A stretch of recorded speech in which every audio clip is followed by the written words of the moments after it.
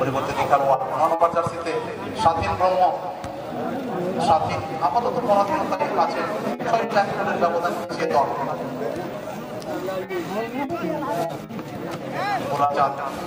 এই খেলোয়াড়টির অন্তর্ভুক্তি দলকে অনেকটা সমৃদ্ধ করবে। সাধু সেখান থেকে বাম দিকে গতি বাড়িয়ে আরেকটি গোলের লক্ষ্যে ভারী সুন্দরভাবে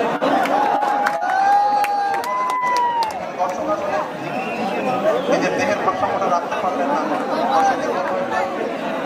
তাকে সহযোগিতা করবে দুজন খেলোয়াড়। দর্শক আসলে দেহের ভারসাম্যটা ঠিক রাখতে পারবে।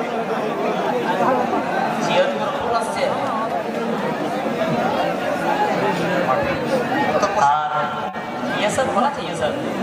सजल सर जब मैच में इस प्रकार का सिचुएशन क्रिएट होता है तो यहाँ पर दर्शकों के बीच में कुछ अजब तरह का जो कोलाहल बजती है, उनमें एक अलग तरह का मजा आता है कि जब इस प्रकार का सिचुएशन मैच में क्रिएट हो और दोनों टीम जिस प्रकार से अनबैलेंस है वो अपना कंट्रोल को वहाँ पर गाँव बैठे।